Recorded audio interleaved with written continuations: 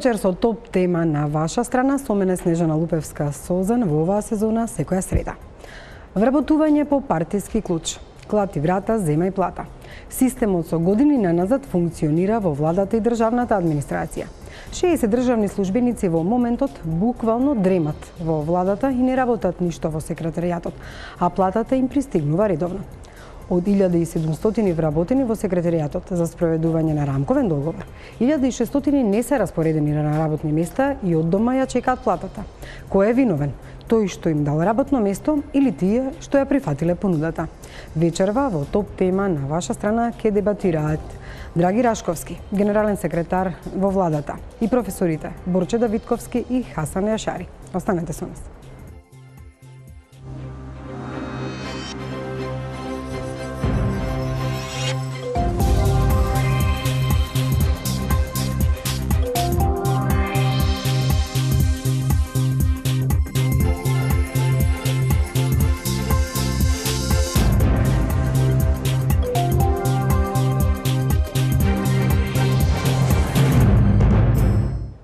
Добро вечер за моите гости. Да напоменам дека сите сте професори, само Рашковски има нова функција која е во генералниот секретаријат на владата, како генерален секретар на владата.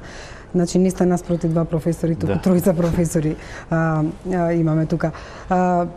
Пред да почнам, само морам една мала љубопитност да ја задоволам во однос на она што го работел денеска, можеби, а и предходните денови, професорот Борче Давидковски. Вие сте во едно тело кое се грижи за реформите во судството, односно за спроведување на судските реформи. Колку што знам, неофицијално ќе се случат одредени реформи и тоа во деловите можеби на амнестија, евентуална на затворениците, зборам за вкупните затворски казни, не само за одредени лица. Дали и како би се укинала или амнестирала или ретроактивно ќе се однесува на лицата кои пак беа лустрирани и на кои што до некни што се вели важеше законот за лустрација, и кои се другите битни реформи на кои што вие работите и кои можеби дури и од понеделник и официјално да бидат најавени. Добро вечер и благодарам за поканата. Денеска имавме советот за реформи на правосудниот систем при Министерството за правда. Точно имавме две точки денеска на дневен ред.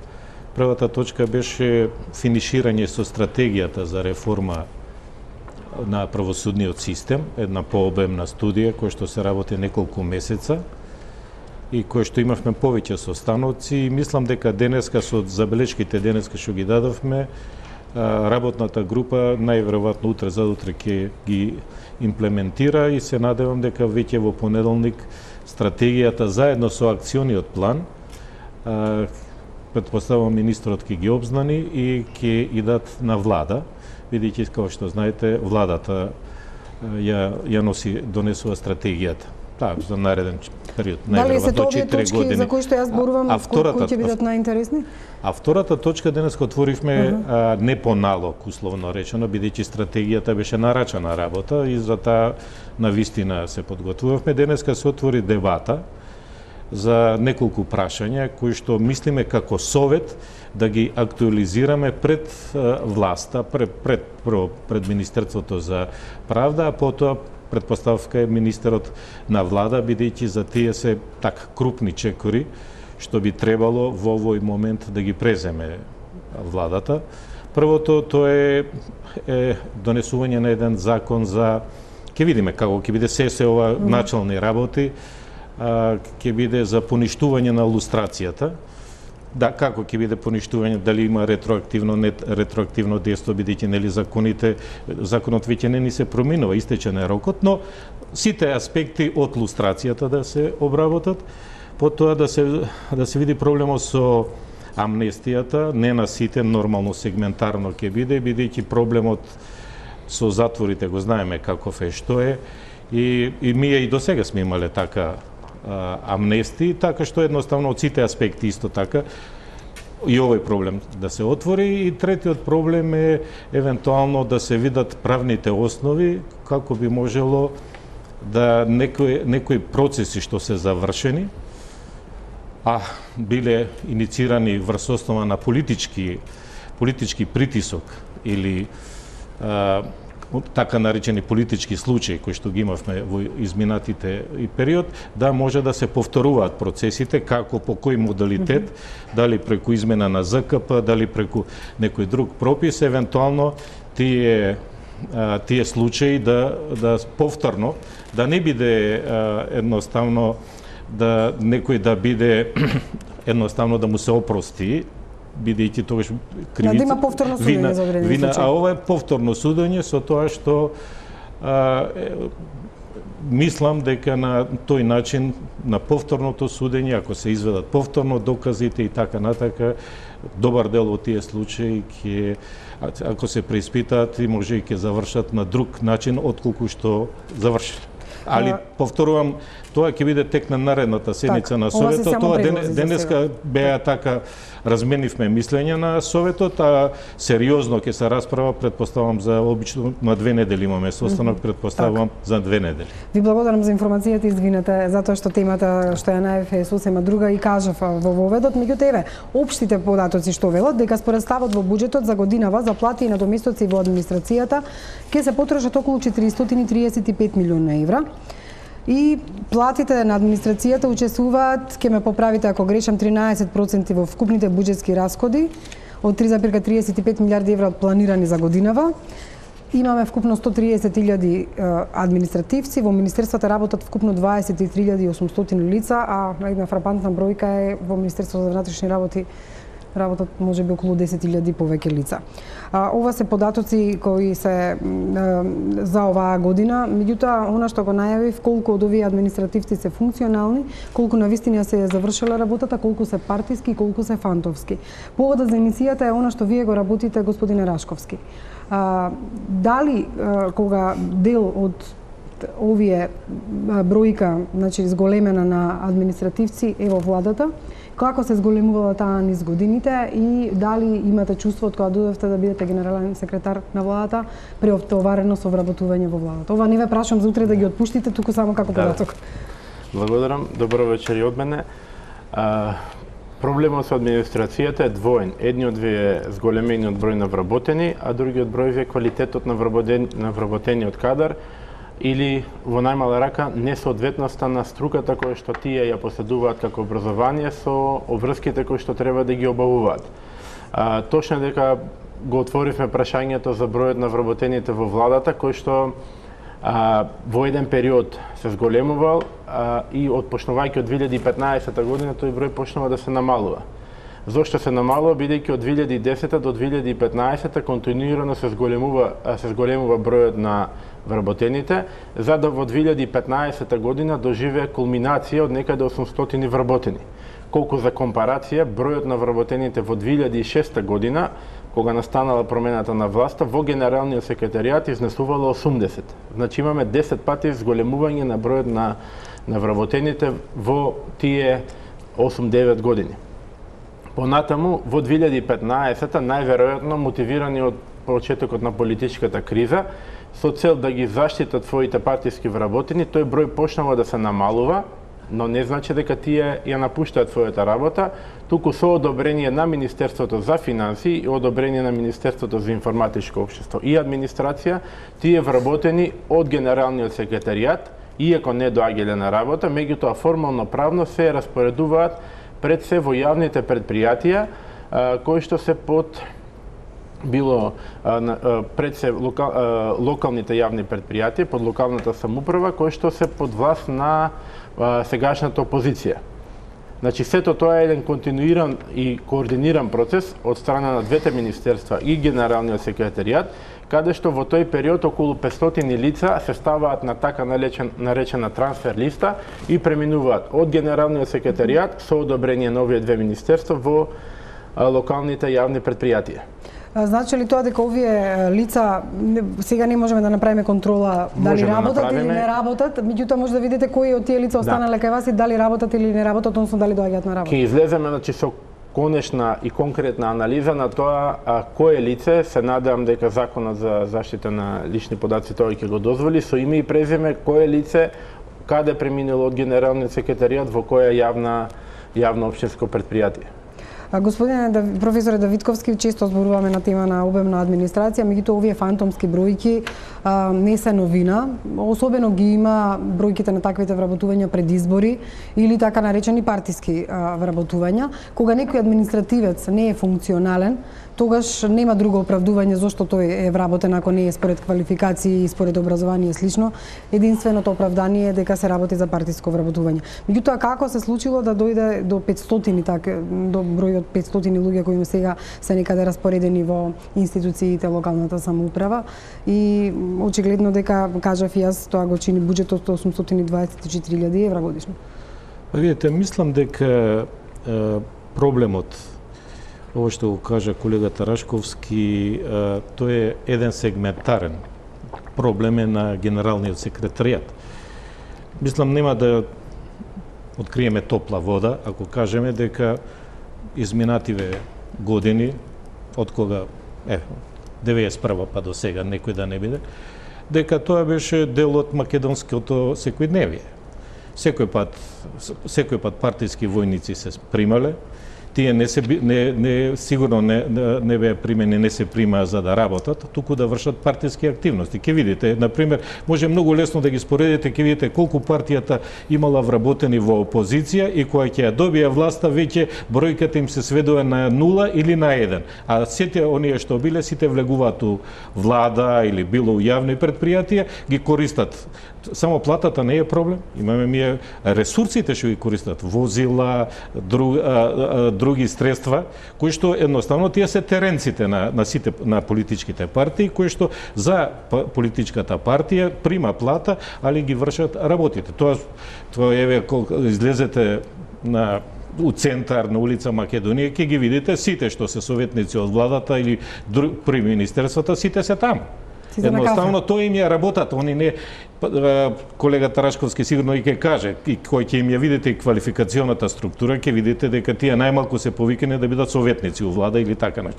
Значи нешто не е невообичаено. Тоа е дел од македонскиот фолклор до сега што го имавме. Но сакам да истакнам дека покрај бројката ние треба владата, односно би требало која ќе прави реформа, сериозно да се замисли и на бројката на институции. Например, со крај на 2016 година имаме 1291 институција кои што се на буџет. Тоа е скоро 1300.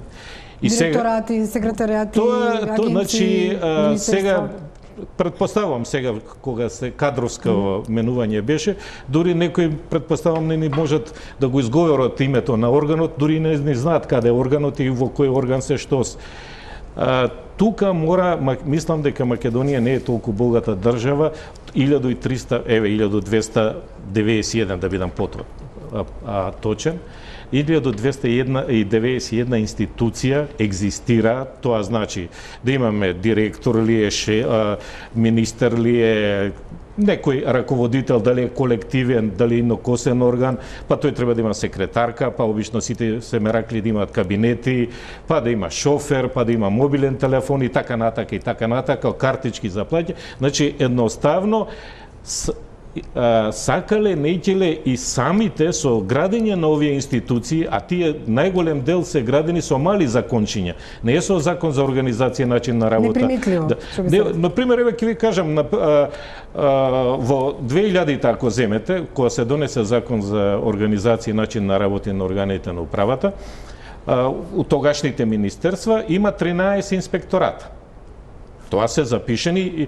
Во меѓувреме сега ако земете состојбата има 32 и баш има совет за инспекцијски совет, уште еден орган измислен, кој што едноставно ќе видите од каде испаднаат другите. Све со мали закончиња, со просто мнозинство се донесуваат, а тоа ја влегува во органограмот, во организацијата на управата. Тоа треба да иде со двотретински закон. Инаку, ако веќе земав збор, што е тренд на нашата администрација? Предпоставувам, ова примањето е до донесувањето на двата клучни закони, кои што ги донесе поранешната влада, односно собрание, законот за вработени во јавен сектор и законот за администрација. По тој закон, ја колку имам информации, бидејќи еве години и пол, две како се применува, од 2016 во април стапи во сила, еве, значи 2 години се применува, само околу 18 или 19 се примени, бидејќи веќе има филтр, 5 испити треба да полага за да влезат во администрација. Најголем дел пред стапување во сила на овој закон, бидејќи тогаш се кажуваше дека е реформски и така натак, тоа, значи, масовно се полнеше администрацијата, јавните предпријатија, јавни установи, бидејќи знаева дека тоа после ќе биде, овој закон ќе биде брана за нови вработувања. За нивните квалификации, дали биле соодветни, професоре, според вас, дали на што се должи вака преобемната администрација? Јас мислам дека една од најнепопуларните мерки за една влада е да се справи со администрацијата, затоа што таа е и гласачка машинерија и гласачко тело. И досега ниту една влада не се зафатила со реформа на администрацијата, можеби само една од причините е тоа. Ова е многу сложен проблем со оглед на фактот дека се појавува повеќе кај неразвиените земји и со оглед на фактот дека токму во тие земји, во тие економии и во тие општества владата со своите јавни политики нема некое подобро средство за да се справи со безработицата. Меѓутоа, што се случува кај нас тука? Ние не можеме да кажеме дека сега само поранешната власт, сегашната опозиција, ова е со децении истиот проблем. Меѓутоа, во последните години, со оглед на фактот дека имаше на секои 2 години парламентарни избори, па локални избори, па претседателски избори, тоа на некој начин беше така еден вид на давање на инекција, значи на партиското членство, на партиските војници. И јас знам, например, во мојата средина во која што живеам, таму, вообичаено, значи, секретаријатот за имплементација на Охридскиот договор пред изборите даваше конкурс, објавуваше конкурс за 400-500 вака нови работни места и после на интервју одеа по министерствата околу 2000, значи, кандидати. Сите тие добија задачи, значи да прават листи, да прават списоци, да се ангажират вака, да носат. Тие имаат партиска задача, ама немаат работна задача и место. Не, тие се уште кандидати беа. И на сите им беше ветено дека ќе бидат во јавната администрација, со оглед на фактот дека јавната администрација е една, така да речем, една голема чешма, вака, што не исушува, вака, постојано носи вода и тука луѓето вообичаено по правило се чувствуваат комотни, вака, под државна капа, редовно примат плата и ред други ресурси користат. Господине Рашковски, го спомна професорот Давидковски, што вие затекнавте? Какви луѓе и со какви квалификации за своите работни места? Оние што се, да речем, вишок вработени или вработенија кои што не доаѓале на работа, како се случило толку години да не доаѓаат на работа? И од друга страна, дали тој целиот процес од примање па до контрола и спроведување на работни обврски се спроведува, затоа што не е една година во прашање, туку се повеќе години. Во однос на затекнатоста, покрај бројноста и покрај бројот на значи вкупната бројност и бројот на луѓето кои што не доаѓале на работа, а пред да дојде новата власт се повикани да доаѓаат на работа, првично треба да, иако може ќе ви звучи, не знам, смешно, меѓутоа имате, да речеме, во оделение за правни работи, имате дипломиран земјоделски инженер, оддел цвеќарство и градинарство. Во оделение за правни работи. Понатаму имате во оделение за планирање на јавни набавки, имате дипломиран професор по одбрана и заштита. Па во оделение за општи и нормативни работи имате дипломиран актер. Па имате аранжер во трговија. Па имате музичар изведувач, па имате дипломиран туризмолог. Па вие ги имате сите бранши во владата, значи. Навистина, Па имате, Баш забавно може да ви биде. Да, Забава и музика. во одделение, замислете, еве, треба да ми биде мој стручен и оперативен асистент, забен техничар со средна стручна спрема. Може ординација. Да. Вака сега не се шегуваме, ама такви им се Да, квалификациите. пак ќе ви кажем, да не е смешно, би било трагично, а трагично е. И сега сите овие луѓе треба да бидат во некаква помош и во некаква техничка поддршка на владата, односно на работењето на целокупниот колегиум на владата.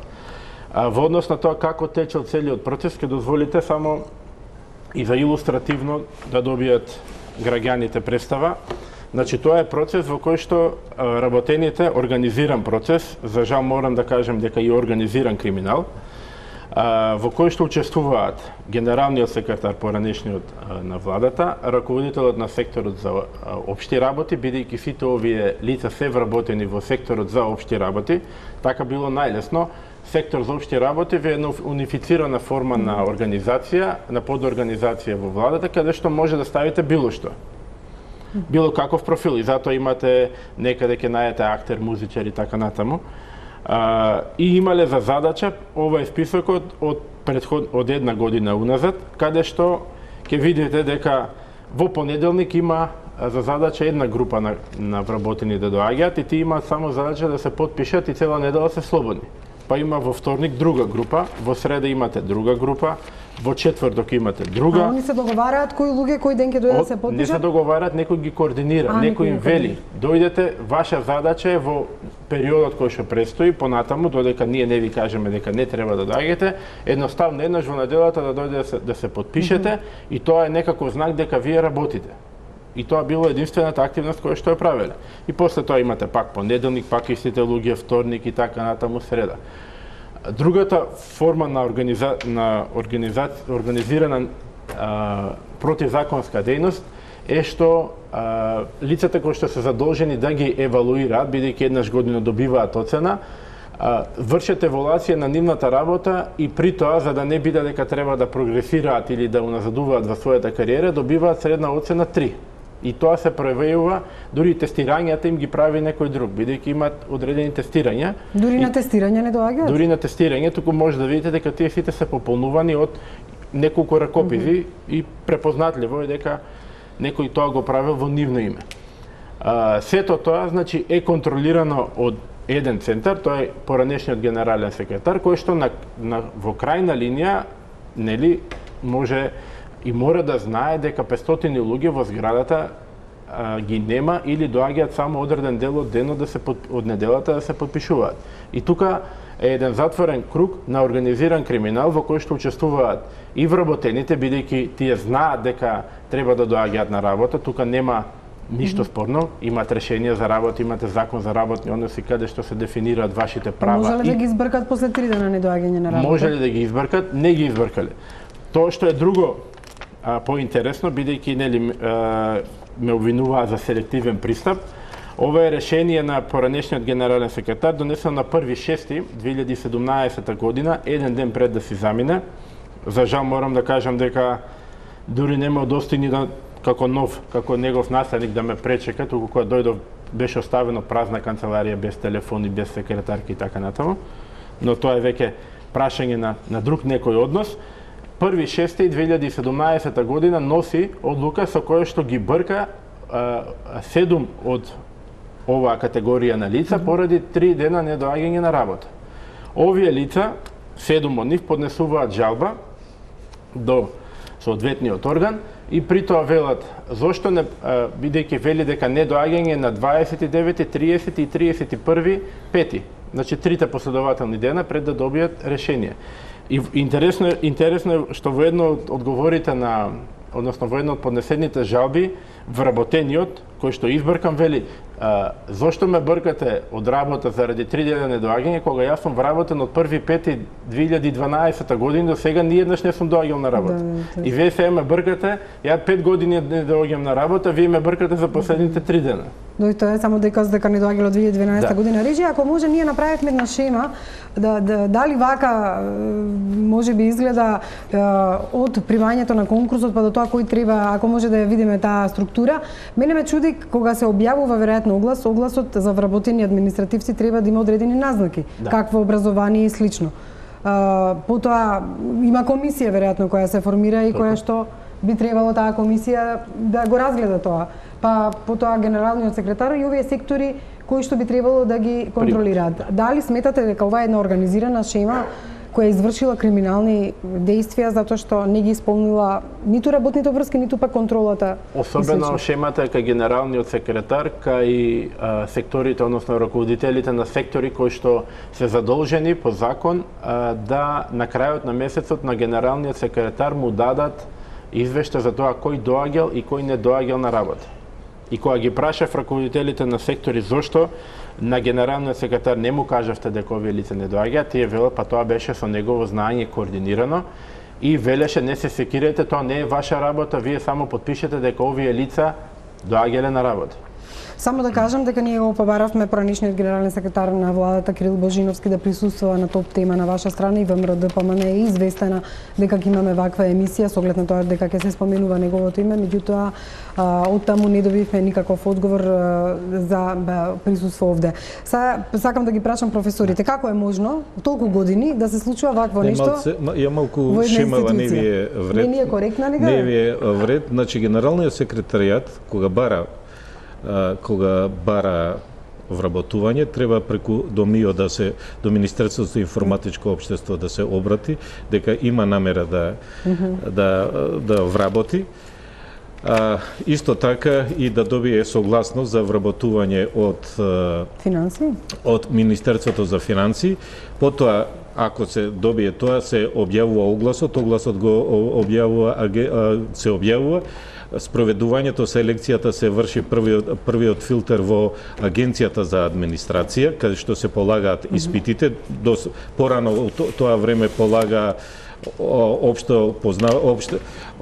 управна постапка и управно право и уставно право и познавање на компјутерска и информативна технологија, информатичка технологија и имаше тест за интегритет. Сега има уште 3 нови испити, англиски јазик треба, психолошки тест и тест за интегритет. Се прави листа од кандидати, таа листа од кандидати потоа се доаѓа у секретаријатот, каде што конкретно еве у секретаријатот се прави интервју со нив и врз основа на таа листа, на тие ранг листа на кандидати, генералниот секретар као старешина одбира еден од кандидатите. Мислам малку тука и агенцијата за администрација. Таму и се полагаат испитите, не се полагаат, мислам, сите кои што влегуваат во државната администрација, таму испитите ги полагаат, или еве сега гледам и преку има ангажирано фирми, тој тест за интегритет или психолошки го полагаат. Значи требало сите тие филтри да ги поминат, да ги поранешната влада имаше агенција ангажирано кој што да ги спроведува испитите. Едниот филтер е да ги вработат, тете ги вработиле. Меѓутоа, ги вработиле како што ги вработиле. Не, се проблем е дали овие сите, тоа може да се утврди, дали сите овие од 2012 до сега, дали влегле на ваков начин. Зашто знаеме, има некои влегуваат и директно. Тоа е директно е прекршен законот. Тоа е закон порано за државни службеници, за јавни службеници, сега законот за администрација. Прво да се види влезот каков е, колку што знам, Министерството за информатичко општество и администрација, они имаат некои посебни комисии кои што ги преиспитуваат сите документи за вработување што преку нив се влезени. Сега овие тука досијата ќе се отворат, ќе се видат, имаат човечки ресурси, ќе ги видат сите досија како се влезени. Ако се влезени на регуларен начин, сега веќе идеме следното прашање, тоа имаме злоупотреба, зашто се толерираат, односно зашто не идат на работа и за кои цели работат. професоре, вие и кажавте еден пример претходно зашто се користат всушност, а не за тоа што треба. Тука е во рето што вие вака структурата како што е, тоа што кажа професорот Давидковски, тие се веќе интерни работи кои на некој начин не мора да бидат тука во оваа структура. Меѓутоа сега, ако се поставува прашањето дали се направени тие административни и правни вака, да речем, потребни процедури, мислам дека во недемократските општества и во недемократските влади сите овие работи се прават со цел да се комплицират работите и меѓутоа се знае кој е горе и кој дава наредби и кој и како одлучуваат тие комисии. Не, па доколку се работи за нешто што ќе се истражува од типот на организиран криминал, тогаш треба да се утврди на неколку ниво одговорноста. Првата е како се примени, втората е зашто не се контролирани. Да, меѓутоа токму тука е целта, значи да се дисперзира одговорноста на повеќе страни, на повеќе сегменти, на повеќе нивоа, со цел да се прикрие одговорноста на тие што се горе. Всушност, моќта, политичката моќ и економската моќ, вака финанси, секретар на влада, се знае кај е. Значи до партијата која е владеачка.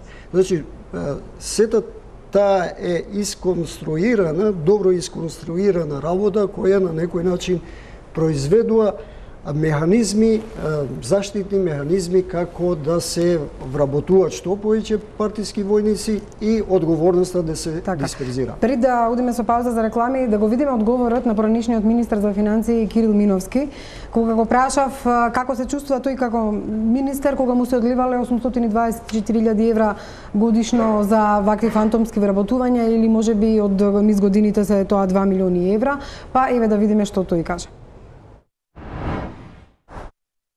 Новата влада има направено, да речем, условно истрага, во која што вели дека државата ја чинала 824.000 евра бил оштетен буџетот од оние лица кои што земале плата а седеле дома, така наречени фантоми.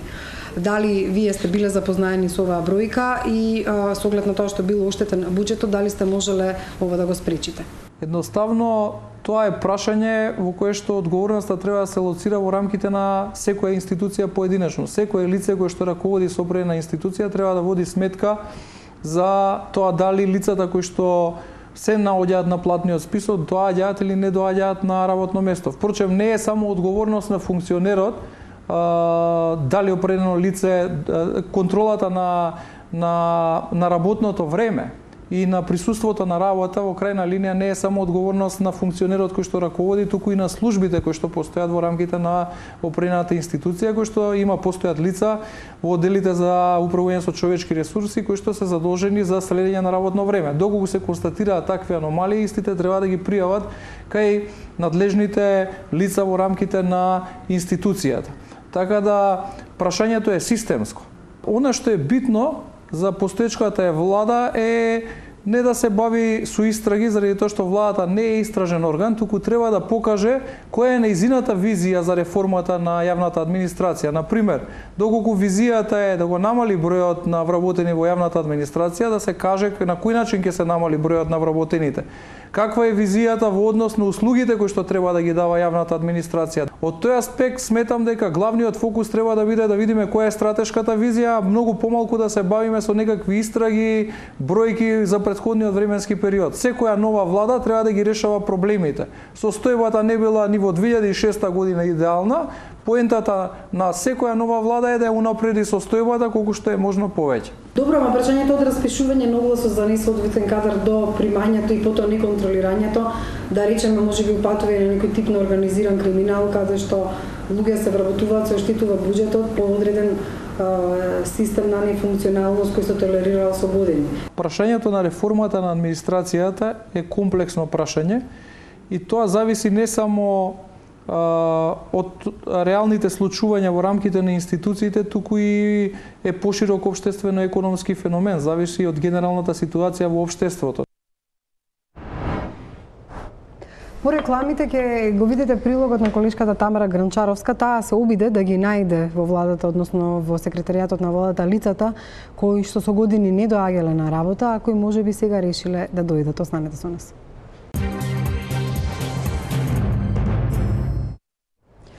Не се трошат само парите за плати, се трошат и ресурсите на државата што ги користеле овие вработине.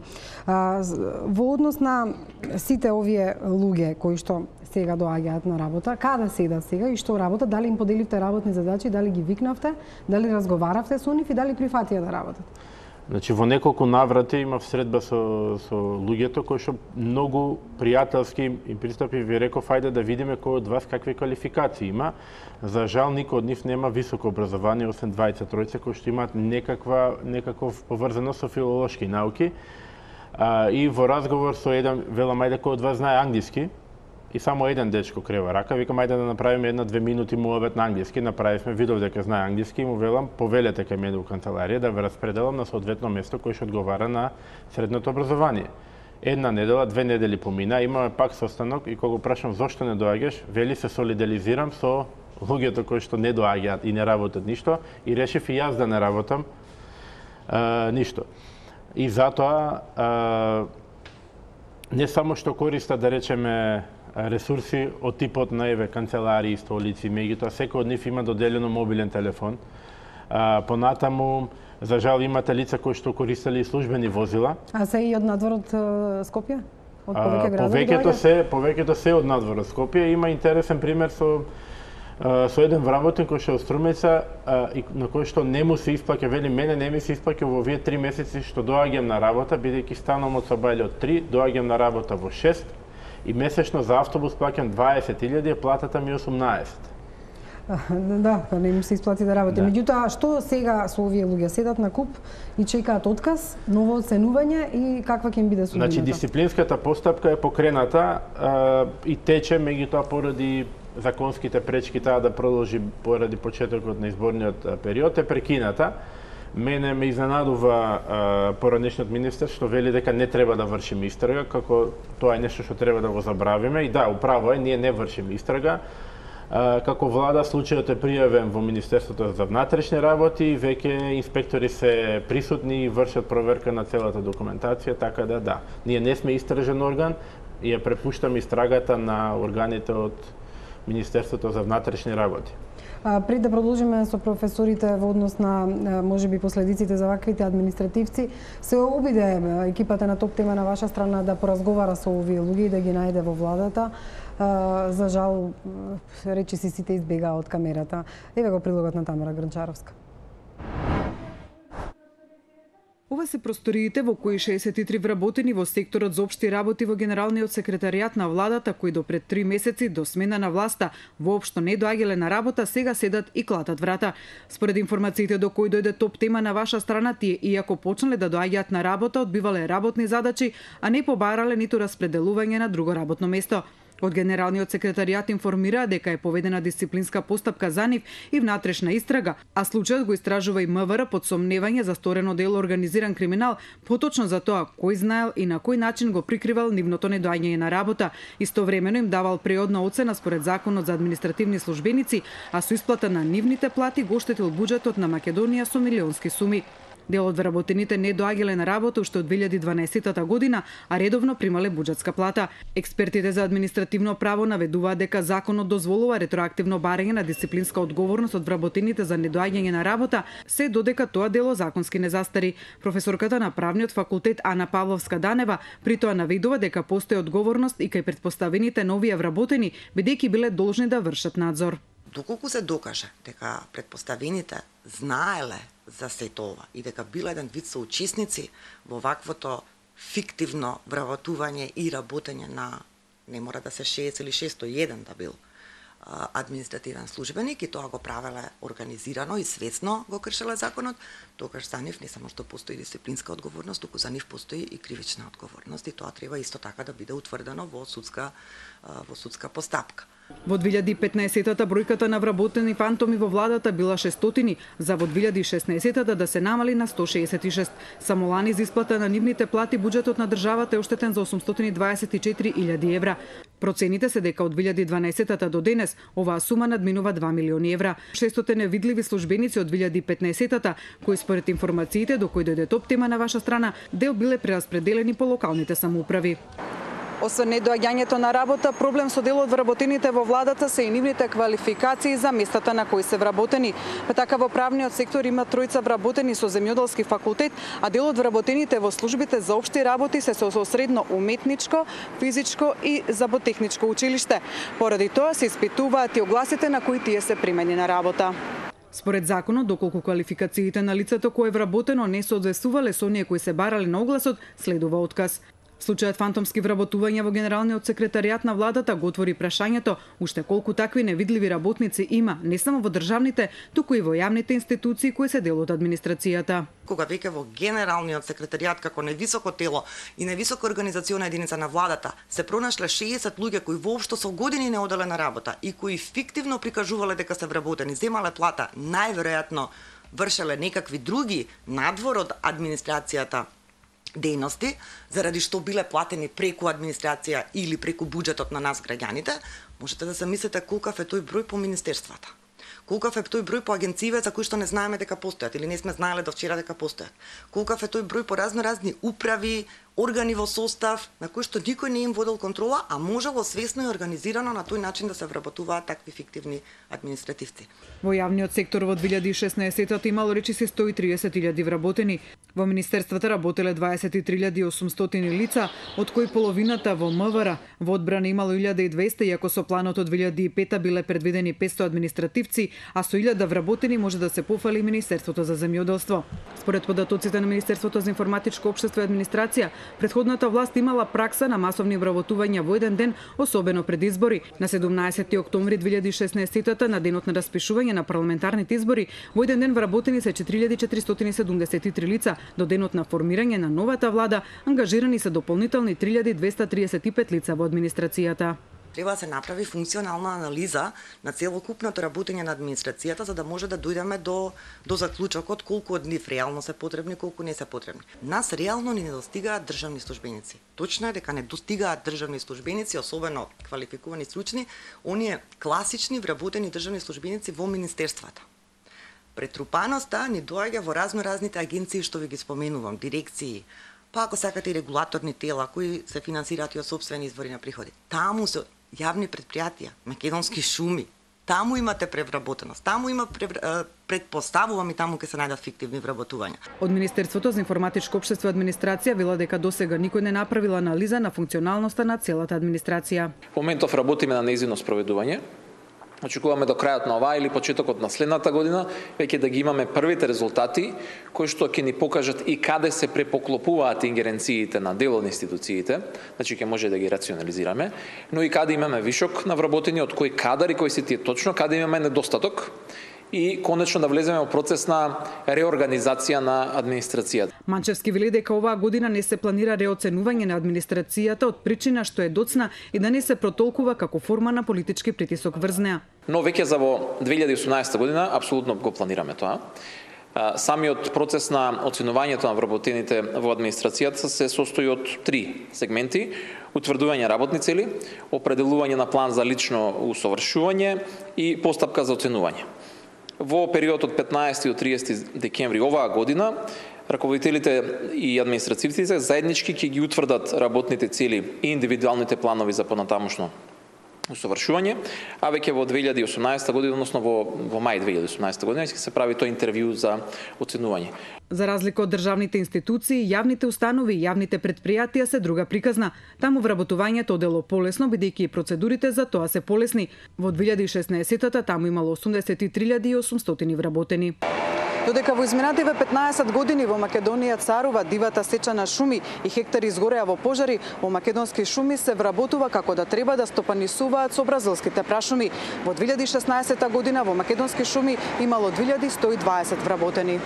Но и покрај толку вработени на почетокот на 2017-та предпријатието распиша оглас за 223 нови вработувања на определено време. Во 2013 година преку ова јавно предпријатие на принципот на јавна лотарија се вработија 1600 лица од социјално загрозени категории. Тие потоа требаше да бидат прераспределени по други државни институции. Никогаш јавно не беше кажано дали сите 1600 беа прераспределени во други институции и дали истите одат на работа.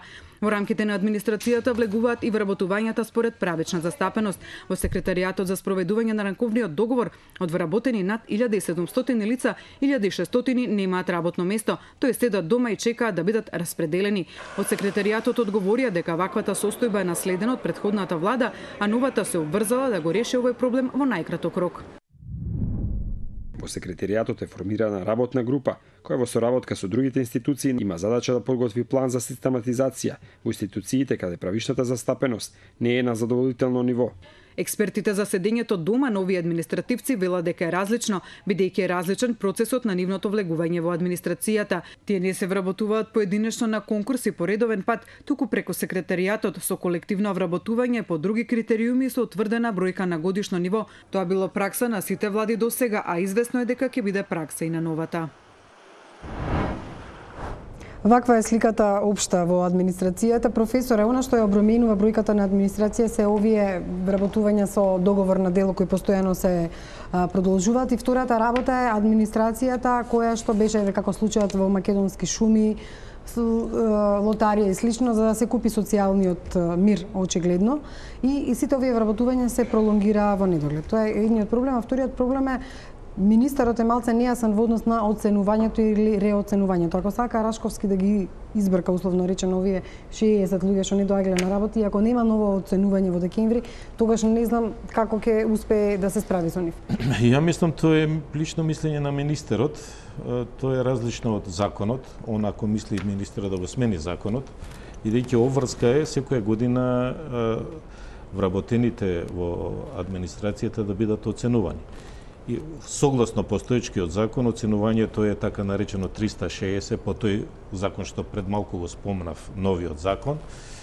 Така што го оценува понискиот, му дава оцена, тој што е на исти ранг од него дава исто бодови, корисниците на неговите услуги даваат и старешината дава, а старешината вкупната оценка е 60%. Така што мислам дека последно во случај може Рашковски да изврши оценување. Рашковски може на сите, ако им даде кецови, што би се рекло единици, сите веднаш им престанува работниот однос, бидејќи добро имат право на жалба, али тоа е услов. Порано по стариот закон беше ако добијат две негативни оцени во 2 години, последователни години, сега е една негативна оцена и веднаш тоа е услов да му престане односот. Сакам да истакнам тука нешто, ако земеме, мислам да малку да прошириме на големата слика, што би се рекло, да не идеме сега на микроплан. Значи во Македонија согласно регистерот има 129.653 вработени. 130.000 отприлика. Од тие јавни, значи од тие кои што се во класична државна администрација, во министерствава, во органите, се 11.689.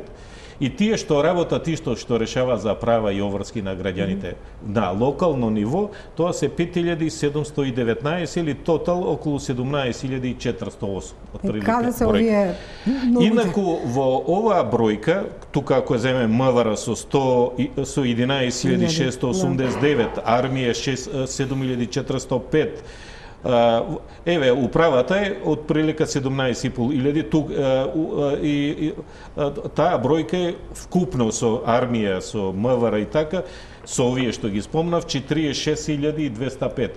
Другиот дел до 129.000 така вработените во општествените дејности, условно речено, значи образование, наука, култура, социјала и така на. Во здравство има на пример 20.800, образование 34.708, култура 3.200, труд и социјала 6.700, комунални комунални услуги, комунални 17.872. Значи ова се сите кои што се со договор за работа, односно со решение примен. На оваа бројка, тука не се вработените во јавните предпријатија, кои што се на државно ниво, тука се, значи, имате пошти, шуми и така натака, што имаме многу такви предпријатија, железница и така натака. И не се, условно речено, договорците, кои што, за жал, се донесе еден закон за трансформација, но се продолжи, бидејќи може со согласност на Министерството таа бројка и понатака да екзистира, кој што една бројка која што некаде се движи од 20 до 30 или со се овие во јавните предпријатија, значи од прилика тотал вработени се околу 160 илјади кои што на еден или на друг начин примат плата од буџетот. Дали фонд или ова, али во главном таа е големата бројка. Сега, ова што, значи, тука, ако ја земеме бројката таргетирано, тука, ќе видиме дека во класичната државна администрација, ова е еден случај каде што во Генералниот секретаријат се примале многу. Ако ја земете, например, во секретаријатот за рамкове, исто така, кои што фактички и вамо не работат и овие не работеле. Во другите министерства бројката е испод европските, условно речено, стандарди за вработени кои што решава за права и она класична државна администрација. Баластот, како што можевте да видите овдека, значи 84.000 скоро е во, условно речено, во јавните дејности, пружењето на услугите. И евентуално утре, ако се прави некоја вистинска реформа, ако се сага, едноставно, ако функционално се разграничат министерствата и функционално се разграничат функциите на овие што вршат јавни служби, така мислам има доволно простор, и ако се детектираат овие што се договор за дело со јавните предпријатија кои што за жал би требало или да поминат у трговски друштва во државна собственост, и со тоа да е веќе акционерски друштва да ја делат судбината на останатите вработени во реалниот сектор, бидејќи вие знаете на јавно предпријатие не можете стече да отворите, едноставно тие цел живот треба буџетот да ги алиментира и така натака. Мислам дека многу лесно ќе може од прилика да се лоцираат барем една солидна бројка да се добие, вистинска бројка кај се вишак, кај се мањак и евентуално вистински да се распределат. Се тоа ќе биде во интерес на растретувањето на буџетот. Бидејќи ќе треба и за генералниот секретар. Не, професоре, вас сакав да се надоврзете на ова со рамковниот. Има уште 1600 луѓе кои седат дома и взимаат плата, а не доаѓаат. И само таму е ситуацијата поинаква. Таму работодавецот, оној што ги примил секретаријатот, не им дал работа, не ги повикал на работа, не им дал канцеларии, воопшто не ги ангажирал.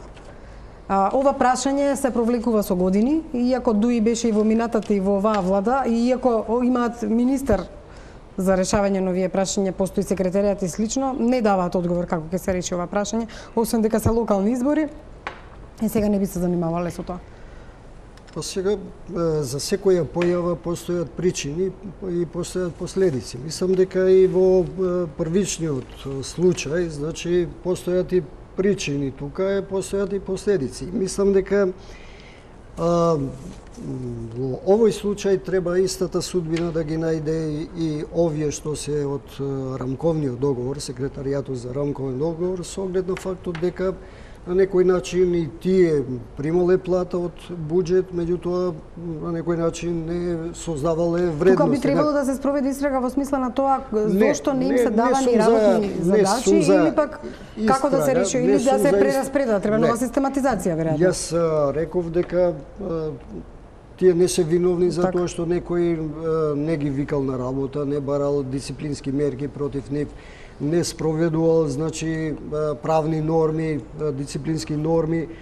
Меѓутоа, на другата страна пак, сега доаѓаме до таа ситуација во која што имаме еден јазол, во која што сепак треба тука да се применуваат и административни мерки и политички мерки, со оглед на тоа дека Не може туку така сега на тие луѓе после неколку години да им се каже дека еве вие не сте доаѓали на работа, еве вие на некој начин законски подлежите под закон за јавни службеници. Меѓутоа тука исто е спорно оценувањето, како тие добивале оценки, а не доаѓале на работа. Ова што кажа колегите тука за оценувањето, тоа е последно скалило во целокупниот овој проблем со глед на фактот дека и да се спроведе таа евалуација. Сега политичките опоненти тоа ќе го сметат како тенденциозно. Па верувам дека тоа е политичкиот одговор на министерот, дека не би сакал сега да спроведе мерки, например, тие од владата сега, од генералниот секретаријат на владата, мое мислење е дека во иднина треба да им се дадат решенија кај што ќе се распоредуваат на работни места сhodно со оглед адекватно на нивните квалификации. Добро, не знам стоматолог што би правил сега. Некои од нив ќе прифатат, некои нема да прифатат. Со оглед на фактот дека тие се навикнати да не доаѓаат на работа да примат плата. Некои се во странство. Јас имам докази дека знам луѓе кои се во странство, а примат плата. На тој начин ние ќе се ослободиме од една обврска дека еве на демократски начин, на хуман начин пристапуваме на решение на проблем. Еден дел од нив ќе им се најде работа, еден дел од нив мислам дека евалуацијата после 1-2 години ќе каже дека добро, не се Расковски веќе кажа дека тој понудил да работат со него, меѓутоа адхок одма да се спроведе евалуација, тоа е излишно мислам. Рашковски. Мој став како индиректен или директен работодавач е дека овие лица имаат причината штета на буџетот на Република Македонија и парите мора да ги вратат назад. Така. Само да ве прашам, со оглед на тоа што потекнувате од тоа мислам дека е метафизика, со тоа ништо не Па вие викате дека е метафизика, јас викам дека е право. Дали во општините има вакво нешто? Еве општина Струмица, ова ја избрав не зашто се струмичанец, меѓутоа работите во влада од каде што премиерот потекнува од општина. Имам информации дека луѓе исто така во училиште или во администрација и во таа општина не доаѓале веќе 2 години на работа, имаат работни места. Ова ве прашувам дека не се случува само со една политичка партија и влада, се случувало еве и на локална власт. Не велам дека вие тоа можете да го истражите и знаете, меѓутоа е пример за партиско и политичко делување. Покрај правник е секој збор, како правник збориме нели за зборови и за закони, а кога станува збор за прагматично збориме за бројки и за конкретни действија.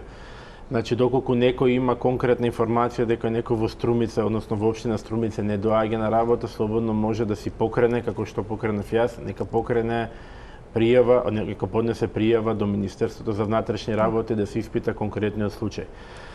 Затоа сакам една за секогаш да излеземе од тоа парадигма дека ние треба да зборуваме апстрактно, имаме индикации, имаме сомненија, се во некоја завиткана форма. Република Македонија има многу убави закони и се што треба да правите во животот е да следите процедура. Затоа и правото, ние тоа што го предаваме со професорите на факултетите, се вели право. Тоа ви е правец по кој што вие треба да се движите.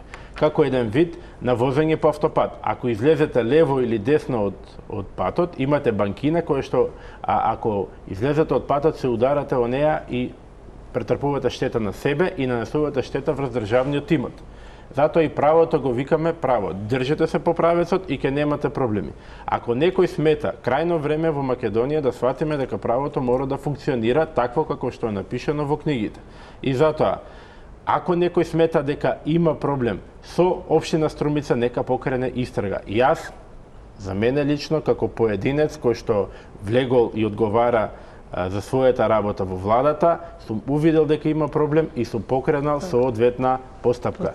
Мислите дека има во друго министерство, на друго место, слободно, вие сте новинари, истражете, секој е заинтересиран граѓанин односно секој граѓанин е заинтересиран бидејќи се трошат буџетски средства, слободно нека си покрене соодветна постапка. Пред втората пауза за реклами, еве што кажа поранишниот министер за финансии Миновски во однос на вкупните примења за време на неговото министерување во државната администрација. На моите прашања зошто во еден ден се примени, например, можеби 700 луѓе, еве го неговиот одговор. Господине Миновски, за време на вашиот мандат како министер, колку согласности за вработување имате подпишано? Има спекулации, например, дека сте подпишале 720 согласности само во еден ден и тоа пред избори. Податоците покажуваат дека во текот на 2016 година, значи не само за временскиот период кога јас бев министер за финансии, туку и во претходниот временски период, се дадени некаде околу 2000 согласности за вработување. Од тие согласности за вработување во 2016 година треба да се истакне дека само околу 240 согласности се на неопределено време, останатите се на определено време. Тоа значи дека тоа се лица кои што веќе работат во институциите, на кои што им се дава согласност за да продолжат со нивниот работен ангажман. Додека во 2017 година вкупно се дадени 600 согласности за неопределено време и тие се однесуваат на вработувањата во МВР, на лицата кои што претходната година завршија обука за кои што беа предвидени финансиски средства и 36 на определено време. Треба да се истакне дека кога се говори за согласностите кои што Министерството ги дава, тие согласности базираат пред се на програмата која што има Владата на Република Македонија, понатаму годишните програми кои што ги изготвуваат институциите, кои што како една значајна компонента ја вклучуваат компонентата која што е поврзана и со човечките ресурси. Сакам да истакнам дека најголем дел од тие согласности кои што се дадени и за определено и на неопределено време се во делот на здравствената заштита и голем дел од истите се во делот на во Министерството за труд и социјала, пред се во градинките. Дали имавте од владата притисоци за така наречените партиски вработувања? Барањата не стигнуваат од владата. Барањата стигнуваат од институциите. Тие институции имаат собствени програми, имаат определени потреби. Претходно се дискутира на ниво на влада што во рамките на буџетот за предвидената за тековната година може да биде реализирано. Тоа што може да биде реализирано или тие вработувања кои што може да бидат реализирани, за истите се даваат согласности. За тие кои што не може да се реализираат, односно не се обезбедени финансиски средства, се дава негативен одговор. Најголем дел од одговорите кои што ги дава Министерството за финансии се негативни. Тоа не значи дека во определени институции имаме оптимален број на луѓе. Некаде имаме помал број на луѓе од тоа што е неопходен за подобро давање на услуги за граѓаните, некаде имаме поголем број. Значи се работи за прилично комплексен проблем. Впрочем, прашањето на реформа на администрацијата е сложено прашање и со него не постои влада не само во Република Македонија, туку и во Европа и во светот која што не се бави со реформа на државната администрација. Дали навистина имавте притисоци од владата за време на вашиот мандат да бидат примени одредени лица? Јас важам за човек кој што асиметрично делува на притисок, така да и доколку имало притисок, сум се справувал со притисоците. Имаме многу кусо време до крајот на емисијата. Рашковски, надвор од ова што зборевме за администрацијата и сепак се административци, кога ги обзналивте платите на директорите на некои јавни државни предпријатија од 110-104.000 и слично, видовме дека имаат и менаџерски договори со кои што сега бараат и да ги оставите на работните места, мислам да имаат работни места во истите фирми. Како е можно такво нешто да се случува во администрацијата? Немаме време да кажат професорите дека ова е има противуставна клаузула со која што велат по завршување на менаџерскиот договор дека треба да добијат работно место во фирмата, што е надвор од уставот, бидејќи уставот гарантира еднаков пристап на сите до работните места. Тоа е едната работа. Втората работа, како што ветивме, владата на последната седница и во програмата велеше дека ние самите ќе си ги скратиме нашите овластувања и на седницата одржана вчера донесовме заклучок со кој што велиме дека сите акционерски друштва каде што управителите, директорите склучуваат менаџерски договор, се должни први да го достават истиот до владата на одобрување, за да не биде дека го правим истото како што го правеше минатата. Добро, дали воопшто е потребно менаџерски договор да дава да се така се регулирани статутите на таквите јавни предпријатија, тоа се пред се адиње каде што управниот одбор го одобрува менаџерскиот. Така, да. Треба со закон тоа да се уреди. веројатно нов закон. Професор Давидковски, општа оценка за јавната администрација во Македонија е бројна, меѓутоа дали е функционална и каква е низината возраст? Јас мислам дека само неколку трендови ќе ги кажам, бидејќи согласно времето. Прво, нашата администрација стара е. 45,43 години е просечна старост на администрацијата. За жал, у тоа Б или раководните државни службеници е многу млада. Тоа од прилика 5 до 10 години е староста. Би требало обратно да е. Значи, ако има 40-45 административци, тоа ви има 30-25. Така е. Значи, тоа се гледа како се сменила власта и како млади луѓе, а овие другите биле деградирани, вратени на, условно речено, на стручна или сега на В група. Тоа е еден тренд. Исто така тренд е дека се зголемил соодветна и правична застапеност на 19,4%, било помало, значи, така што сега на колегата Рашковски е помлад од мене, можам само да му кажам дека правото е една работа, политиката е друга, он влегол у политика, добро е да се држи до слово на законот. Јас мислам дека и понатака до 25,7% и понатака, иако законот вели полагање 5 испити и така натаму, за пак преку генералниот секретаријат, мислам дека преку контингенти ќе се примаат и така натаму, после распределуваат и тоа е класична политика. Добро, јас сега само укажувам, ја 39 години се бавам со оваа материја. Така што викате вие за предпријатие, не за влада. Така што барем искуството досегашно ми укажува дека овој тренд ќе продолжи. Камо среќа едноставно да се направи таа функционална анализа и да видиме вистинските места, вистинските луѓе да ги ставиме. Професоре, дали мислите и вие оптимиста ли сте дека ќе се направи некоја реформа кај што раце ќе крене политиката или ова работа, како што велите, едно е трговско друштво, друго е влада и политика? Јас сум по природа оптимиста и еве колегата Рашковски мислам дека врши една многу добра работа, меѓутоа тоа треба да се комбинира, значи на некој начин да се спроведе и законот, меѓутоа со оглед на фактот дека се работи за влада, тука треба да имаме предвид дека има и доза на политика. Животот понекогаш е посложен од самиот закон и од самите тие норми. Добро, ова е посовети од повозрастни колеги. Ви благодарам на сите за учеството. И вам, почитувани гледачи, за вниманието. Останете со програмите на Телма, а утре Оливера Трајковска со вас.